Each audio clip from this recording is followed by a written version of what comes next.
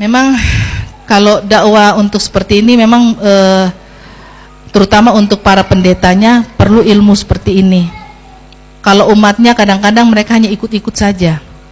Jadi mudah-mudahan kalau untuk melawan umatnya itu menyampaikan tentang Islam, insya Allah lebih mudah gitu ya. Yang paling ngeyel itu pimpinan gerejanya. Nubuatan Nabi Muhammad dalam Injil Barnabas. Saya mau jelaskan sedikit sebelum saya masuk pada poin ini. Injil Barnabas sendiri ya, oleh orang Kristen mereka tidak tahu kitabnya bentuknya seperti apa. Karena dianggap sebagai kitab sesat. Kami sendiri, saya pun waktu belajar Injil Barnabas pun hanya per lembar. Hanya lembaran, bukan kitab. Dan lembaran itu jelas-jelas yang mengarah kepada nabi-nabi dan juga kepada Yesus. Tentang Nabi Isa nggak ada. Nabi-nabi yang lain seperti menyangkut tentang nabi-nabi Elia, Nabi Yesaya, tapi yang tentang Nabi Muhammad sendiri nggak ada. Sengaja itu dihilangkan.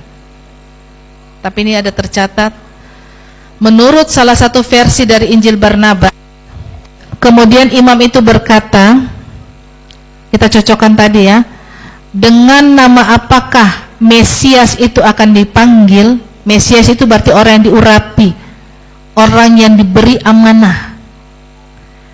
Yesus menjawab, Muhammad adalah namanya yang diberkati. Dan Yesus mengaku dan mengatakan kebenaran, aku bukanlah Mesias itu. Berarti Muhammad itu yang menjadi nabi penutup, itulah yang disebut Mesias, orang yang akan menyelamatkan seluruh bangsa. Jadi menyelamatkan itu maksudnya menyampaikan kebenaran supaya selamat. Yesus mengatakan, aku bukan Mesias itu, tapi yang Mesias itu adalah Muhammad. Injil Barnabas 222 ayat 20, dan ini akan berlangsung sehingga datangnya Muhammad Rasul Allah, yang apabila ia datang, ia akan membongkar kepalsuan ini bagi mereka yang percaya dengan syariat Allah. Makanya kenapa Injil Barnabas ini mau dimusnahkan oleh gereja dan tidak masuk di dalam kanon Alkitab. Sama sekali tidak. Karena memuat tentang banyak kisah-kisah tentang penerusnya Nabi Isa. Kan banyak murid bertanya, ya Nabi Isa, apabila engkau pergi, siapakah yang menggantikan kamu? Maka Nabi Isa katakan, ada. Dia akan ada bersama-sama denganmu. Dia disebut roh kebenaran. Dan dia akan menghibur. Dan dia memiliki akhlak yang mulia yang terpuji. Itu Nabi Muhammad.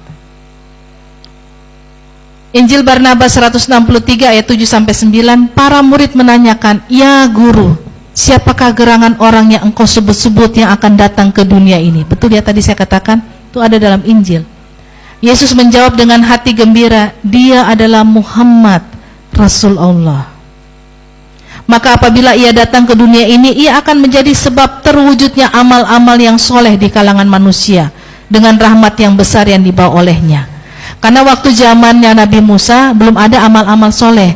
Ini sekarang kan kita banyak melakukan amal-amal soleh, amal ibadah, amal puasa, ya, amal menuntut ilmu, amal istri soleha, ya, amal berjihad di jalan Allah. Tapi waktu zamannya Nabi Musa, Nabi Ibrahim alaihissalam, Nabi Ishak, Nabi Yakub, bahkan Nabi Isa alaihissalam belum ada amal-amal itu. Ini baru Nabi Muhammad. Mereka hanya, Nabi Musa hanya membawa syariat, tapi tidak membawa perintah untuk melakukan banyak amalan. Menurut salah satu versi dari Injil Barnabas, Yesus menyangkal bahwa dialah sang Mesias itu dan mengklaim bahwa Mesias akan datang dari keturunan Ismail, Nabi Ismail alaihissalam, yakni dari Arab.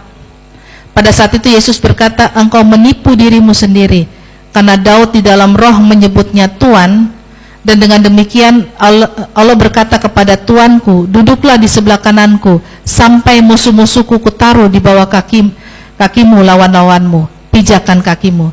Allah akan mengirimkan tongkatmu sehingga engkau berkuasa di antara lawan-lawanmu.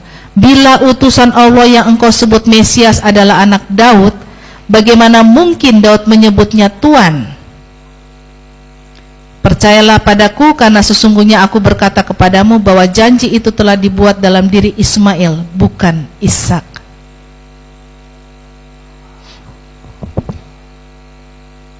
Kok kayak begini kan bagaimana mungkin kita tidak hijrah ke Islam ya? Iya kan? Kesimpulan, membuktikan adanya nubuat tentang Muhammad dalam Alkitab. Nah sini ya, orang Kristen seringkali membantah bahwa dalam Alkitab tidak pernah, termasuk saya dulu, ditemukan nubuat tentang Muhammad.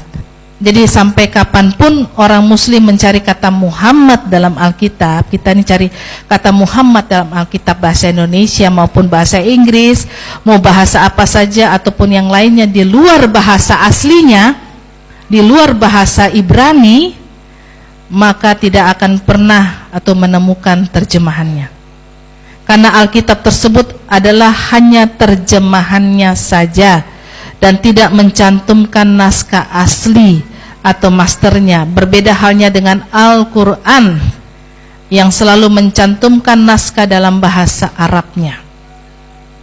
Kitab Perjanjian Lama atau Taurat ditulis dalam bahasa Hebrew.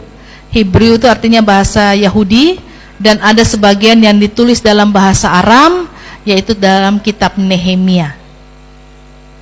Sedangkan Perjanjian Baru atau Injil yang sekarang jadi masternya ditulis dalam bahasa Yunani. Padahal Yesus kan bukan orang Yunani. Yesus kan orang Palestina, orang Yahudi. Bagaimana kan mungkin Yesus menulis Injil dalam bahasa Yunani? Aneh bukan?